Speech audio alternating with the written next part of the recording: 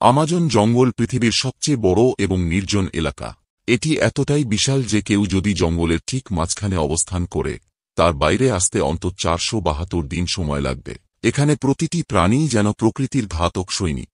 একটি ছোট পিঁপড়েও মানুষের জীবন ধ্বংস করার জন্য যথেষ্ট। এই আমাজন জঙ্গলের আয়তন প্রায় 55 লাখ বর্গ কিলোমিটার।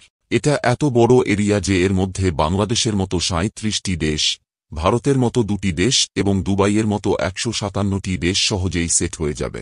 আমাজন জঙ্গলটি 8টি দেশের মধ্যে বিস্তৃত: Brazil, Peru, Colombia, Venezuela, Ecuador, Bolivia, Guyana এবং সুরিনামে।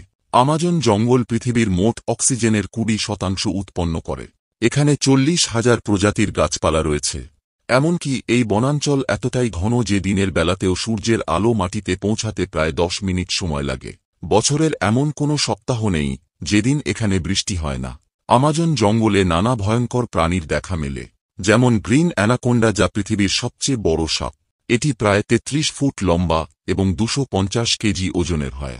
এই সাপ তার নিজের চেয়ে বড় কোনো প্রাণীকেও সহজেই গিলে ফেলতে সক্ষম। এখানে বুলেট অ্যান্ট নামক একটি বিষাক্ত পিঁপড়ে পাওয়া যায়, যার কামড়ের যন্ত্রণা বন্দুকের গুলির মতো।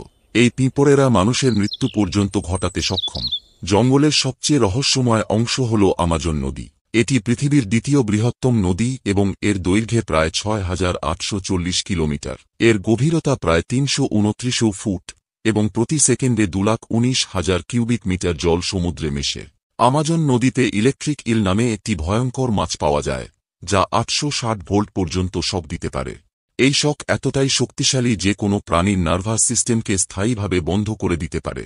এছাড়াও আমাজনের ঘন জঙ্গলে একটি ফুটন্ত নদী রয়েছে, যার জল সর্বদা 90 থেকে 100 ডিগ্রি সেলসিয়াস তাপমাত্রায় থাকে। এর উৎস আজও রহস্যময়। আমাজনের বিস্তীর্ণ অঞ্চলে প্রায় 600 উপজাতি বাস করে।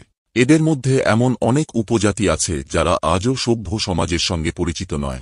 স্যাটেলাইটে দেখা গেছে জঙ্গলের বিভিন্ন অংশে অদ্ভুত জিওগ্লিফ আকৃতির নকশা রয়েছে। এগুলোর ব্যাসার্ধ প্রায় 1 থেকে 5 কিলোমিটার। কিন্তু এসব নকশাকে তৈরি করেছে তা আজও রহস্য। আমাজন জঙ্গল প্রকৃতির এক বিস্ময়কর উপহার।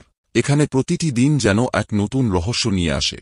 আপনারা যদি এই জঙ্গল সম্পর্কে আরও জানতে চান, আমাদের জানাতে ভুলবেন না। পরবর্তী পর্বে আপনাদের সঙ্গে আবার দেখা হবে।